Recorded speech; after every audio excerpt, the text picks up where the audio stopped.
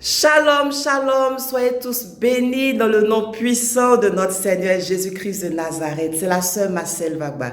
J'espère que tu prends un plaisir à écouter mes vidéos et à les partager. Oui, mon frère, ma soeur, il faut partager mes vidéos pour faire du bien à d'autres personnes. Oui, partage à des frères, partage à des sœurs. Alléluia. Aujourd'hui, le thème de ma vidéo, en sécurité avec le Seigneur Jésus. En sécurité avec le Seigneur Jésus. Je t'invite à prendre ta Bible dans le livre de Matthieu au chapitre 8. Matthieu 8 à partir du verset 23. Le titre de ce chapitre, Jésus apaise la tempête. Jésus apaise la tempête. Je commence la lecture. Il monta dans la barque. Le Seigneur Jésus monta dans la barque et ses disciples le suivirent. Cela fait peut-être 10 ans, 13 ans, 12 ans, 2 ans, peut-être 3 semaines que tu suis le Seigneur Jésus, que tu as donné ta vie au Seigneur Jésus, que tu as décidé de marcher avec le Seigneur Jésus, que tu sais le Seigneur, que tu crois au Seigneur Jésus. Je continue la lecture au verset 24. Et voici, il s'éleva sur la mer une si grande tempête, que la barque était couverte par les flots. Tu suis le Seigneur Jésus, tu es chrétien, tu es serviteur de Dieu, servant de Dieu, et voici une tempête dans ta vie. Ça peut arriver. La Bible nous dit, ce sont les disciples qui ont suivi le Seigneur Jésus. Jésus est monté dans la barque. Ils disent, on va suivre le Seigneur Jésus. Et voici une grande tempête. Donc, au cours de ta vie chrétienne, il peut y avoir des tempêtes. Mais qu'est-ce qui va se passer? Qu'est-ce que tu fais lorsqu'il y a des tempêtes? Lorsqu'il y a une tempête dans ta vie, qu'est-ce que tu fais? La Bible dit, et lui, il dormait. Le Seigneur Jésus dormait. J'ai dit, le thème de ma vidéo, en sécurité avec le Seigneur Jésus. Mon frère, ma soeur, tu as donné ta vie au Seigneur Jésus. Sache que tu es en sécurité. Même s'il y a des tempêtes, des tremblements de terre, des tonnerres, tu es en sécurité avec le Seigneur Jésus. Il dormait. Il dormait. Au verset 25, les disciples s'étant approchés le réveillèrent. Certainement, tu as réveillé le Seigneur Jésus. Face à une situation difficile, tu as dit, Seigneur Jésus, je continue la lecture et dire, Seigneur, sauve, nous périssons. Nous périssons. Regarde la parole négative qu'ils ont dit. Regarde ce qu'ils ont déclaré. Nous périssons. Peut-être c'est ce que tu as aussi dit. Seigneur Jésus, ça ne va pas. Je suis en train de mourir. Je suis en train de périr. Je suis en train de partir. Mon frère, ma soeur, ne dis plus ça.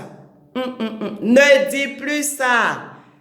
Parce que le Seigneur Jésus est avec toi. Quand le Seigneur Jésus est avec toi dans la barque, n'est pas de déclaration négative, des paroles négatives. Arrête. Ne déclare pas la mort, ne déclare pas ta fin, ne déclare pas ta chute. Tant que tu es avec le Seigneur Jésus, sois optimiste, sois positif. Qu'est-ce que le Seigneur Jésus va dire? Au verset 26, il leur dit, pourquoi avez-vous peur, gens de peu de foi? Pourquoi tu as peur, mon frère? Pourquoi tu as peur, ma soeur? Pourquoi? Le Seigneur Jésus est avec toi dans la barque. Tu marches avec le Seigneur Jésus. Tu vis dans la sanctification. Tu fais la volonté de Dieu et puis tu as peur. Ils étaient paniqués lorsqu'ils ont vu les flots, lorsqu'ils ont vu l'eau dans la barque. Ils disent on va couler, on va périr. Pourquoi? Tant que le Seigneur Jésus est avec toi, tu ne vas pas périr. Tu ne vas pas périr. Retiens ce que je suis en train de dire. Tu ne vas pas périr. C'est parce que tu n'as pas la foi. C'est ce que le Seigneur Jésus a dit. Il dit, gens de peu de foi. Lorsque tu as la foi, face à une situation difficile, tu es serein, tu es optimiste. Tu dis, le Seigneur Jésus est avec moi. Cette situation-là ne va pas m'achever. Tant que je suis avec le Seigneur Jésus, tant que je fais sa volonté, je marche dans ses voies, cette situation ne va pas m'achever. Ils auraient pu parler directement à la situation pour dire, hey, tempête, hey, pluie, problème, situation difficile. Doucement, le Seigneur Jésus est avec nous dans la barque. Gens de peu de foi. Oui, à chaque fois que tu paniques, que tu as peur, que tu pleures, que tu t'inquiètes, c'est parce que tu n'as pas assez de foi. Qu'est-ce que c'est que la foi? Hébreux 11.1 nous dit, Hébreux 11.1. La foi est une ferme assurance des choses qu'on espère, une démonstration de celles qu'on ne voit pas. Pour moi, la foi, c'est croire que Dieu est capable de te faire sortir de cette situation. C'est croire que Dieu ne te laissera pas, que Dieu ne t'a pas abandonné. Et oui, la foi, d'après Romains 10, 17, vient de ce qu'on entend, et ce qu'on entend, la Bible dit, vient de la parole de Dieu. Donc, tant que tu as la foi, tant que tu lis la parole de Dieu, tu médites la parole de Dieu, tu confesses la parole de Dieu, tu crois en la parole de Dieu, ta foi augmente. Face à une situation, exemple, tu es malade, tu déclares haut et fort, je suis guéri par le maître issu du Seigneur Jésus. Tu as peur. Tu déclares, l'ange de l'Éternel comme autour de moi et il m'arrache au danger. C'est pour cela qu'il est important de lire la parole de Dieu, de connaître la parole de Dieu, afin de l'utiliser,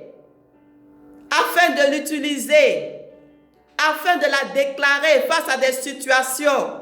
Tu as des besoins, ça ne va pas, tu déclares le verset qui dit, Dieu pourvoira à tous mes besoins selon sa gloire.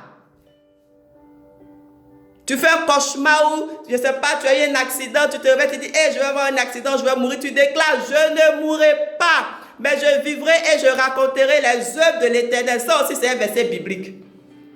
C'est la parole de Dieu qui nous rend forts. C'est la parole de Dieu qui nous rend forts spirituellement. Et le Seigneur Jésus a dit, gens de peu de foi. Et parce qu'ils n'ont pas cette parole en eux, ils ne l'utilisent pas. Et c'est ton cas aussi. Tu n'as pas payé ton loyer, tes enfants, ils ont des problèmes à l'école, ça ne va pas. Tu t'appuies sur quoi? Tu t'appuies sur qui? Gens de peu de foi.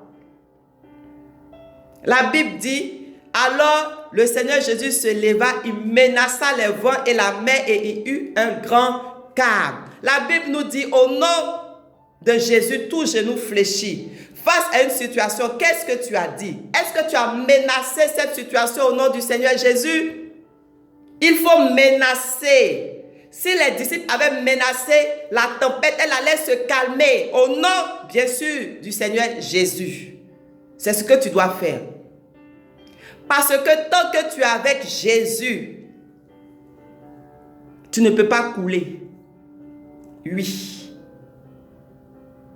J'ai écouté une prédication une fois quand j'étais encore à Abidjan et le pasteur disait à propos de ce passage que le Seigneur Jésus était en train de tester la foi de ses disciples qui ne dormaient pas profondément. Il a raison ce pasteur. Et oui, imagine-toi un instant que le Seigneur Jésus dort profondément. Mais nous les chrétiens, là, pour nous, est fini. Puisqu'à chaque fois qu'on prie, Jésus, au nom de Jésus, Jésus, au nom de Jésus. Maintenant, c'est le Seigneur Jésus qu'on appelle.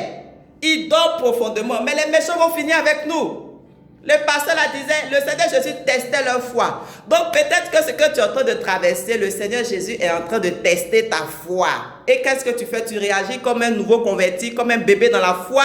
Pourtant, ça fait 20 ans que tu es à l'église. Ça fait 30 ans que tu es chrétien. Gens de peu de foi. Augmente ta foi. Souvent, on aime prier, Seigneur, donne-moi une grande foi. Mais pour avoir une grande foi, il faut traverser des épreuves, des situations difficiles afin de la manifester, cette grande foi. Alléluia. Et si les disciples avaient décidé de sauter parce qu'il y avait l'eau, la Bible dit au verset 24, la barque était couverte par les flots. Ils pouvaient se chercher pour dire, ah, on va tous mourir. Moi, je sais nager. Attends, je vais sauter pour nager. Celui ou les disciples qui allaient sauter allaient périr dans l'eau. Vous êtes d'accord avec moi? Ils ont bien fait de rester dans la barque.